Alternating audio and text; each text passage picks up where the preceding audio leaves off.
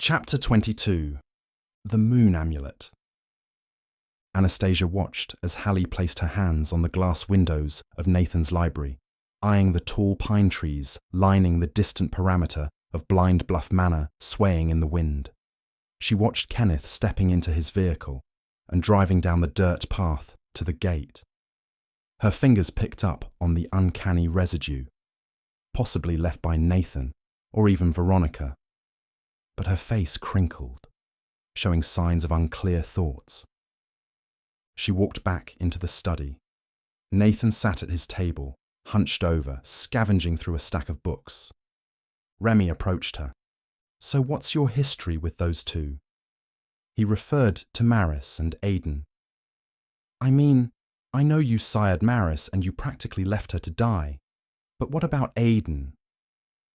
"That's none of your business." "Well, I can tell that they make you uncomfortable," he replied, "and it takes a lot to make you feel that way." "It's nothing." She walked over to Nathan. She glanced over his shoulder as his eyes glanced over pages in the journal he read. Instead of speaking, Remy's questions came to Anastasia through her thoughts. "What did you do to her?" Again, "That's none of your business." Nathan looked over his shoulder at Anastasia. "The missing piece is here." He pointed to a specific spot on the page. Ignoring Remy, she moved in, reading the cursive writing of Nathan's father. The crescent moon was a powerful symbol used to protect those from evil and dark magic. She glanced at a picture of a crescent moon and read the writing underneath it. A moon amulet. Moon amulet? Maris walked over to them. "Where does it say that?" She pushed Anastasia aside and snatched the book from Nathan's grasp. "Is there a picture? What color is it?" Her questions continued. "You know about this amulet?" Nathan asked her. Maris abruptly stopped, and she quickly tossed the book back to Nathan. "No." "You're lying," Anastasia replied. "You know what amulet this book refers to." "I don't know anything." Maris headed for the exit, but she met Remy, who sleekly moved to stop her. "Oh, don't try to run away now." His statement escaped his mouth in a high tone to mock her. "Things are just getting started." Aiden placed his arm in front of Remy and gently egged him away from her. The amulet was created by the Kashapu, who believed that the gods and goddesses would protect them from evil harm. He stood in front of Maris. "This amulet is just one example of what could go wrong if the magic is used improperly." "My human mother gave the amulet to me before she died," Maris said. "It was a family heirloom that I used to carry around with me." "Do you still have it?" Nathan asked. "No, I haven't seen it since." Her voice trailed off. "I don't want that thing near me ever again."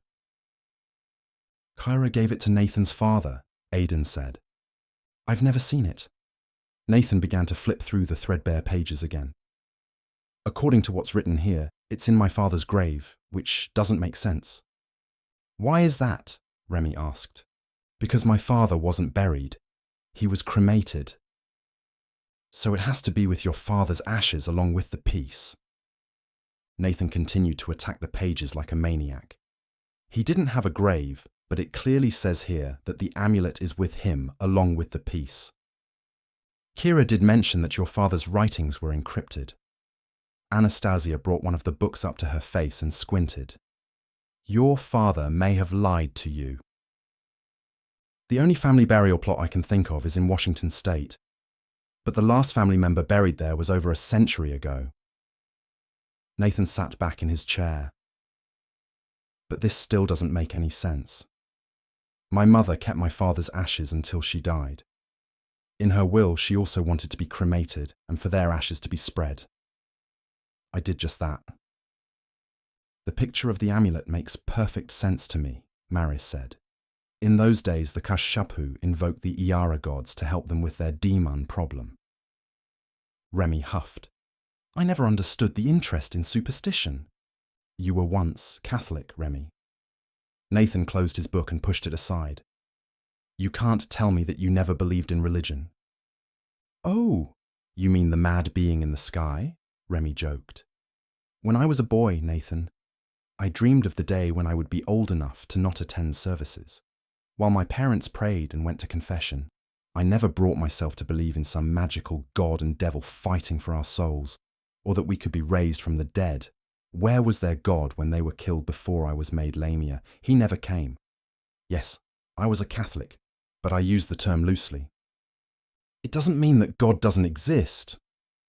True, Remy agreed. But that's a conversation for another day. So, how do you explain Deamhan? Maris asked. Magic created us. Magic can destroy us. If something so complicated can exist, so can what you called the mad being in the sky. There were many mad beings in the sky, Aidan added. Ignoring the conversation, Anastasia opened the last remaining book on the table and began to search the pages.